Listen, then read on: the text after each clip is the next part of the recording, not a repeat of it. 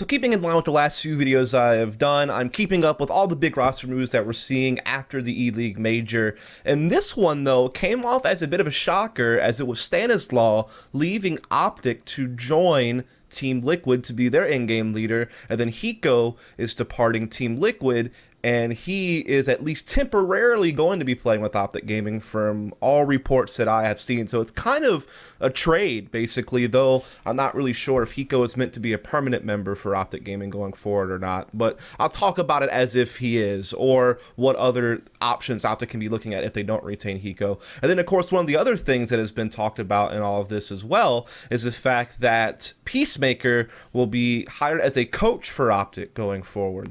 And so these are all the moves that are in play, and so I just wanted to address these moves. And I'll start off first with Stanislaw leaving OpTic to go join Team Liquid. Now, this on the surface is very shocking because OpTic was obviously performing quite well outside of not qualifying for the groups, outside of not progressing from the group stage to the playoffs at the E-League Major. And they took care of business to qualify for the Major in pretty solid fashion. They went 3-1 to go and qualify for the E-League Major. Then obviously prior to that, they had the second place finish at ECS Season 2 to Astralis, which they had beat Cloud9 and FaZe and Envy and some of these other teams to make it down to the finals, so a very good tournament run there. Then, of course, they won E-League Season 2, right? I mean, they beat Mousesports, FaZe, and Astralis to take home a big international title, one of only two real big international titles North America has ever won in CSGO.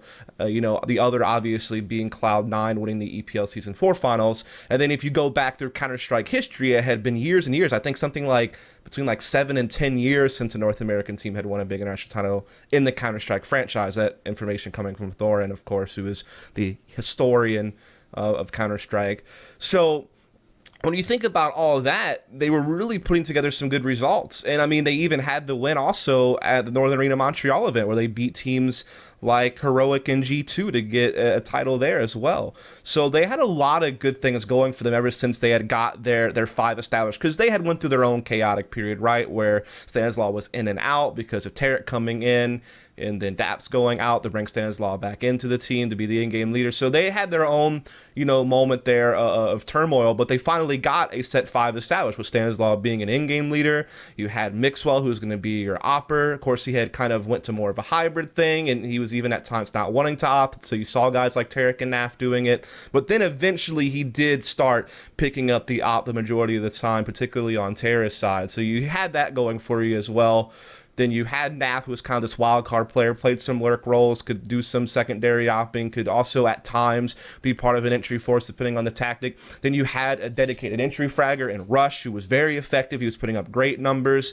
He was a big-time player for this OpTic team, one of their key players in all the success that they were having at E-League and ECS in Montreal and all that good stuff.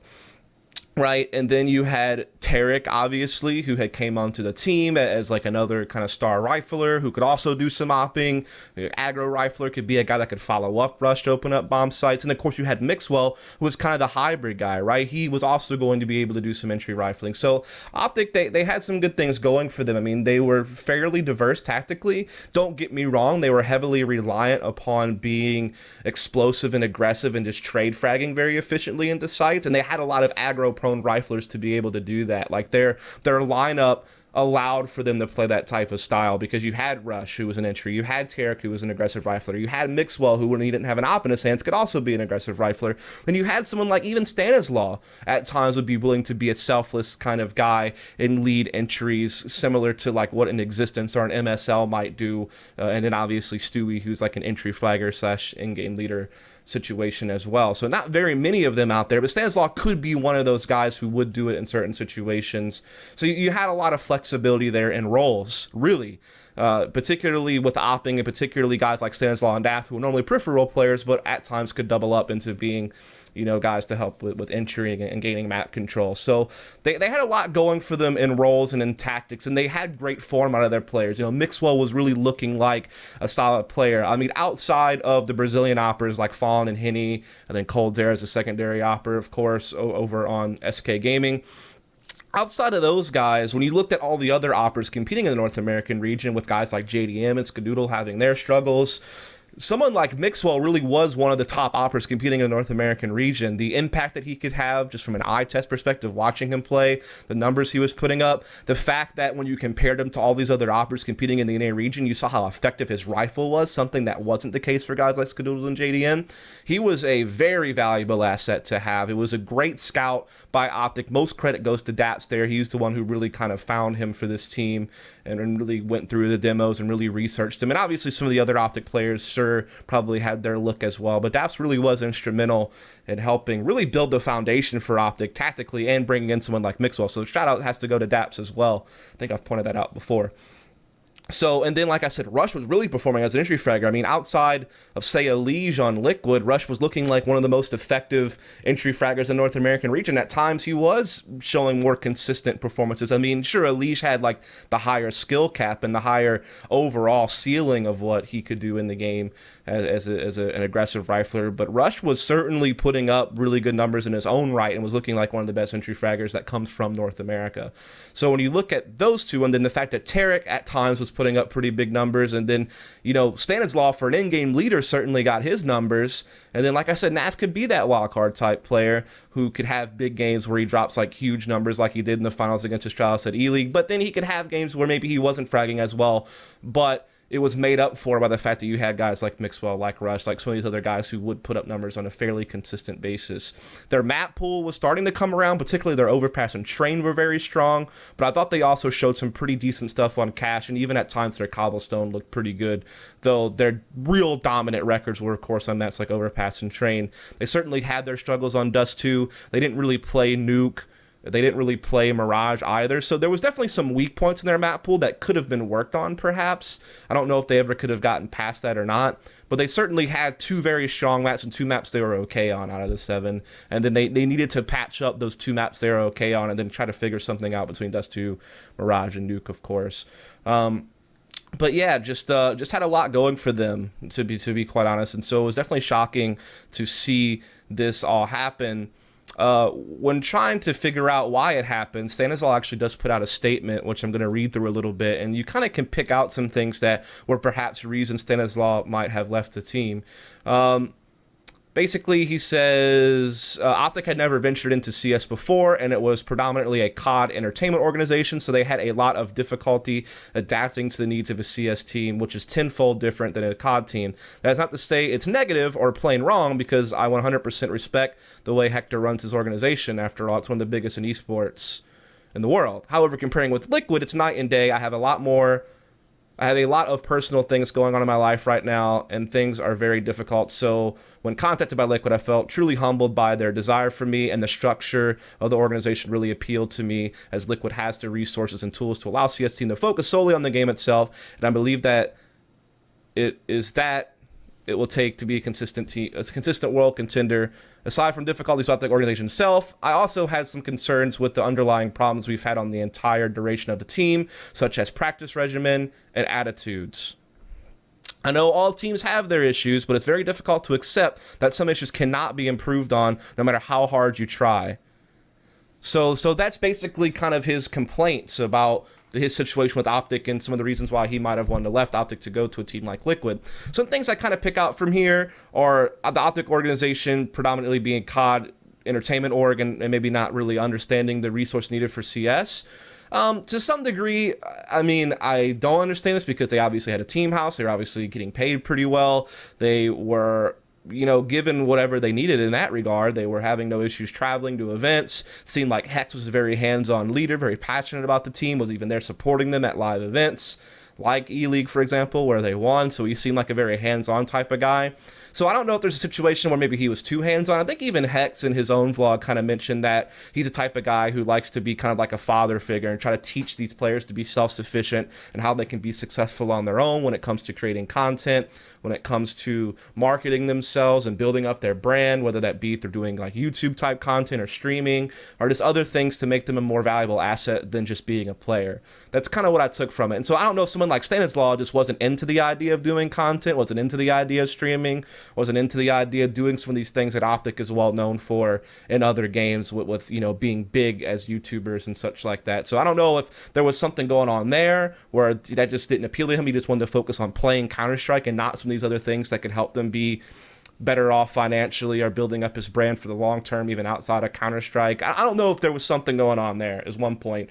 The other thing you notice is that OpTic never had a coach really, and I know like Mixwell's friend kind of helped him out a bit at times, I think, but they never really actually had a full-time coach from what I could tell. I don't really know if they had an analyst team either to help a coach, like support staff basically, people behind the in-game leader, like a coach, like an analyst team that comes in and helps in those regards. So I don't know if that's something that Stanislaw wanted and he couldn't get.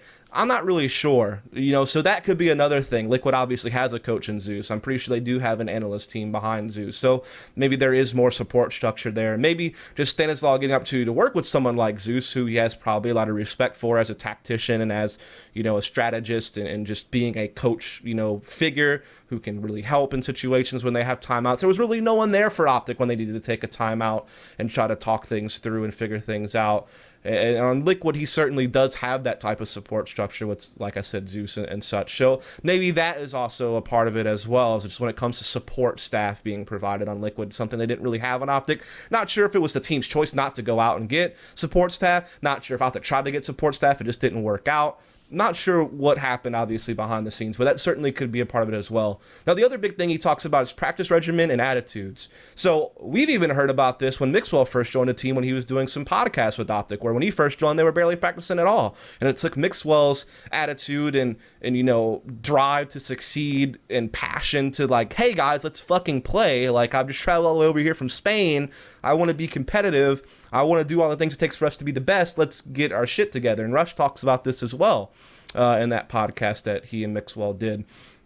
And so there certainly seems to have been issues with practice regimen. And granted, some of this was when they were in chaos with their roster, but maybe even after the roster got together, maybe there was still issues with the proper practice regimen. Maybe Stanislaw wanted to put in more hours or practice earlier in the day, and some of the players weren't available to do that. And so, so issues with practice regimen certainly could be something that could be an issue here as well. Then when it comes to attitudes, I've commented on this before about OpTic, where some of their players were like really prone to tilting or mentally checking out, having mental composure issues. And you could see this in games where OpTic for a while there were unable to win games unless they had huge early leads they could build off of. If they had struggles going on, they were down, they were behind, they had to play from behind most of the game, they couldn't win. They didn't have the mental fortitude to win those types of games. I thought they improved on that, though, particularly at E-League Season 1. They started to prove they could win those types of tough games, and you saw that really continue on. So yeah, it seemed like they had some improvement in those regards from what I could tell watching them play, but maybe there was still attitude issues going on that was causing a bad team environment, which is another big issue for Stan, I suppose. Though I would say I felt like there were times where Stan would also get a little bit upset and tilted himself from seeing it physically on camera, from being at events that he was at and the team was at. And even just from things I've heard from other people who have played with him in the past, that at times he could kind of go quiet or go mute once things stopped working or once things the going got tough, so to speak, that he sometimes could have those issues as well. Not sure if he's gotten better about it, if now that's not an issue, if he's worked on that. Again, I don't know what's going on behind the scenes. I'm just saying that from reading Stanislaw's statement, you could pick out some things that he had issue with when it came to OpTic, when it came to some of these different factors I've described. And so maybe that was just too much, despite the success OpTic were having, despite the strong suits they had. Maybe the problem areas for him were just too much to handle, and he felt he had a better chance for success long-term on Liquid. Now, I will say this, just comparing the lineups, I mean, like, if you just go player for player, obviously Elige is a sick talent for Liquid as an entry fragger type guy, but Rush also very solid in that role. So I think that, like I said, Elige probably has a higher skill ceiling, if I could talk. But Rush's performances were pretty good, so they're about even. Maybe you tilt Elige a little bit higher because of just his overall skill level and how he was kind of carrying Liquid in the E-League group stages and stuff, and just the big numbers he was even putting up. at like ESL One Cologne. He was playing alongside Simple. He was like the other really big player in Liquid whenever they made that second place finish run. So he's definitely done big things in big tournaments, and he's been one of the, you know, shining stars of this Liquid team. And so maybe you took them a little bit higher in that regard. But Rush also a very good entry fragger. Remember that. Then you have to imagine that the other like kind of entry rifler, let's compare like maybe Nitro to Tarek. That's probably the best I can do here. Nitro's had his own issues, by the way, and it's been like that for quite some time. He's bounced around different roles. He's had to do some in-game leading. That took away from his ability to play, it seems. But he's just never really been the same Nitro that I remember seeing a while back when I thought that like the Elige Nitro entry duo was like super sick. It seems like Elige is still doing a lot of good things, but Nitro really has had his struggles. Not to say it's completely worthless or useless, but I'm just saying when you compare entry duo to entry duo, you might even tilt OpTic a little bit, to be honest. Then when it comes to opping, I'd take Mixwell over JDM all day long. That's no offense to JDM, but the biggest thing is Mixwell's rifle definitely going to be better than JDM's rifle. There's just no question about that. And when it comes to pure opping, yeah, JDM's aim is sick. He can hit some really insane shots, but he's had his own issues. And I don't know if that's the team environment on Liquid trying to figure out a way to implement him better, but Mixwell has just looked like the better opper a lot of the time from an eye test perspective, from an impact perspective, the rifling ability. So you kind of begin to see where some of the strengths of OpTic's roster, to me, skill-wise, performance-wise, stats-wise, all that, seems to outweigh a Liquid in a lot of regards. I will say that, like, if you're doing comparison between other players, like, say, Pimp versus Naf or something like that, like, Pimp has, to me, is a really solid player. He seems to be more consistent than someone like Naf. I will admit that Naf's consistency levels did get better. Like around the E-League Season 1, ESL 1 New York type, you know, period of OpTic, he seemed to improve his consistency a bit, but he still certainly had his on and off issues with games, kind of like what you saw at the E-League Major itself. So in that regard, maybe once you get to like the deeper levels of the lineup, you're getting down to your fourth and fifth man, like maybe Liquid is a bit more balanced in overall talent than someone like OpTic, or could be if their players were implemented properly and if they're like hitting their potential and things like that. So the point is, it becomes kind of a gray area when you're trying to compare like which team actually has the better assets, the better tools to work with to be successful. Certainly Liquid wins in the supporting staff area with Zeus and Analyst and such, so support structure around stanislaw to give him other opinions on how to approach the game as a tactician. So yeah, I'm just kind of curious to see if this is really going to work out. I mean, obviously, in an ideal world, you would probably be combining players like Elige and Rush on the same team or something like that, and then having like a Mixwell. You would have done some type of bigger blend between the two teams to come up with like an NA type of super team, where you have like stanislaw in-game bleeding, yeah, and you have like Elige and Rush maybe as an entry combo, and you have Mixwell as your opper who can also do some hybrid stuff, and then maybe you do have a guy like Pimp or something. So I don't know, that would have been like maybe an ideal type world, but you know, it is what it is, and you can kind of see maybe why stanislaw just felt he was going to have more support on Liquid from a coaching staff perspective, and he certainly is impressed, obviously, by some of the talent that they have, like an Elige, and if you can get more out of JDM and Pimp, again, very consistent player, so that's good stuff. Now you flip on over to the other side, it's the OpTic side of things. So Hiko's going on over to OpTic. Again, don't know if this is temporary or if this is a full-time thing. Maybe it just depends on how he does, how he meshes in. I'll be honest, when I think about someone like Hiko, I mean, it's pretty obvious to me that he's not at the same level as he was back in his heyday with Complexity and Cloud9. Like, he's just not at that same level of a fragger as he was before. When you look at his overall numbers in offline events, they're not nearly as impressive as they used to be.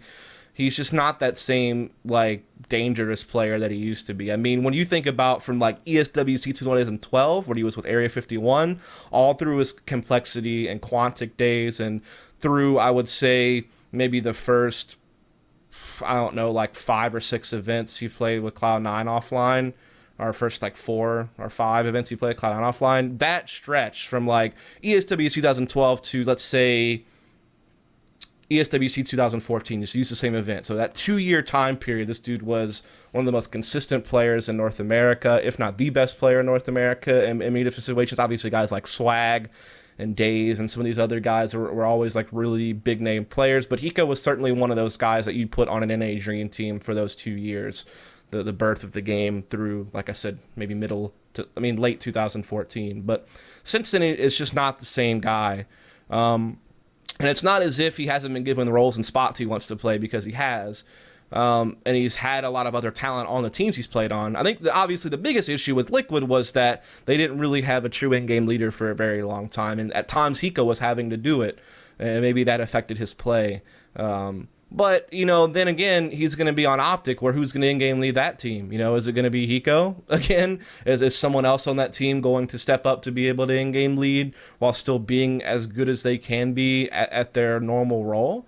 That's really going to be tough stuff. Like, OpTic's going to be kind of in a mess in that regard when it comes to in-game leadership.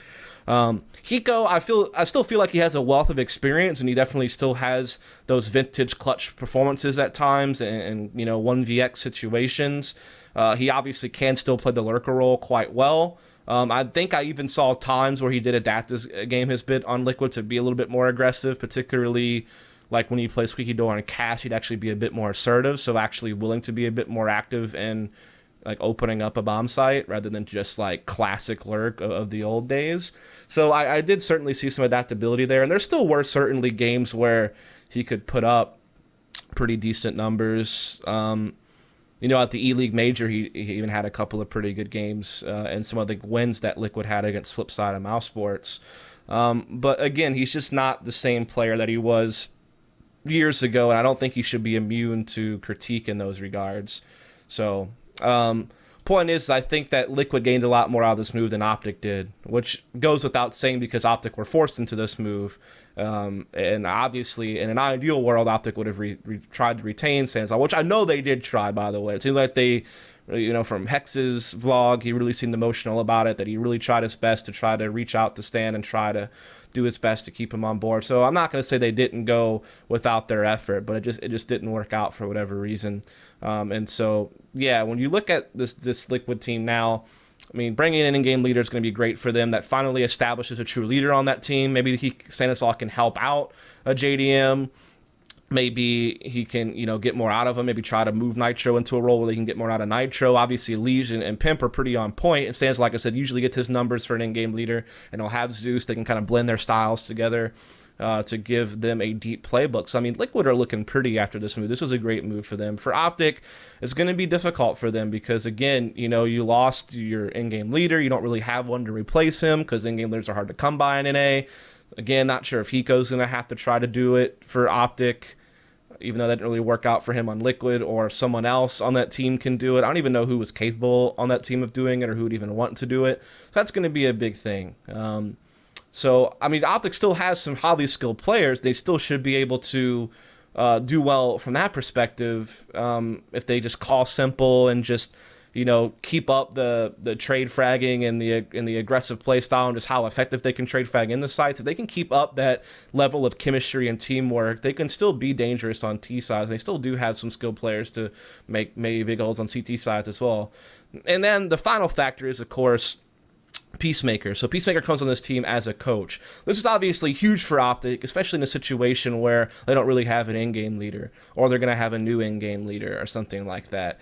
I feel like Peacemaker is also the type of guy who wants full control of a team anyway on how they run, not to have some type of in-game leader who's going to maybe talk back to him or disagree with him. He seems like a guy who just really wants it his way.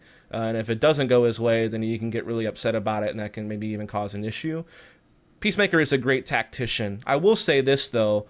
It does seem kind of odd to me that he's been in and out of 3 different organizations in the last, 6 to 8 months between, leaving Tempo Storm, then going to Liquid, being in and out of Liquid, being in and out of Energy for a very short time, and now he's over on OpTic. It just seems odd. I don't know. There's something there. I don't know if it's because he is bad at negotiating financially, what he wants to earn, and teams aren't willing to pay that, and then there's some issue there. I don't know if he has attitude conflicts with players that causes turmoil, or issues with management that causes turmoil. I don't know what's happening there, but something seems kind of odd. So that's something to keep an eye on. If he winds up being in and out of OpTic really quickly, then maybe you have to start kind of, wondering if there's some issues there. But certainly from just a coach perspective of being a tactician and a strategist, he is very good at that. I mean, when he was on Tempo Storm, some of the stuff he was able to do to keep that team really disciplined in their defaults and coming up with innovative stuff, you know, in a situation where OpTic needs that type of thing, he's going to be able to provide that. And maybe he can mold one of them to in-game lead the way he wants to play the game. And this will be Peacemaker's real chance to like run a team the way he wants it, a team that's very in need, and so are probably gonna be really open to him to see what he can actually do leading a team from that coaching role. I think he certainly has value. Would have been nice to see OpTic being able to bring in a coach earlier to help work with Stanislaw. But then again, when I say that, maybe Stanislaw and Peacemaker would have butted heads, because maybe Stanislaw wants to play the game one way, Peacemaker wants to play the game one way, and then that would have actually caused problems. So this might be the more ideal situation for a coach like Peacemaker to come in. Maybe another coach that would have worked with Stanislaw better could have come in and helped the situation. I think they really needed a coach. But when you think about the personality of Peacemaker, his reputation, the type of coach that he is, probably wouldn't have worked out, and it makes more sense for it to happen this way. So with that said, I think Liquid should be a stronger team going forward once they, you know, figure out everything and, you know, go through practice and figure out how they want to do things and, you know, just get used to each other, so to speak. I think they'll come out of this better off than where they were before. And I think that for OpTic, they'll still remain a strong team, but they could certainly fall off a little bit if they can't get a guy to be able to lead in game properly that Peacemaker can work with to try to help them in that regard. And it's just going to be about how their form maintains or falls off based on how leadership goes and things like that. And then, like I said, I don't even know if Hiko's going to be their full-time member, so a lot of mystery in that regard as well. But yeah, I just wanted to touch on this topic, as it was kind of a crazy move I didn't really see coming. I mean, of all the roster moves that I thought could happen and all the teams I thought might change, I thought OpTic was going to be one of the ones that might be immune from it for a little while based on their success. But here we see this move coming in. So yeah, I hope you enjoyed the video. Please follow, subscribe for more content.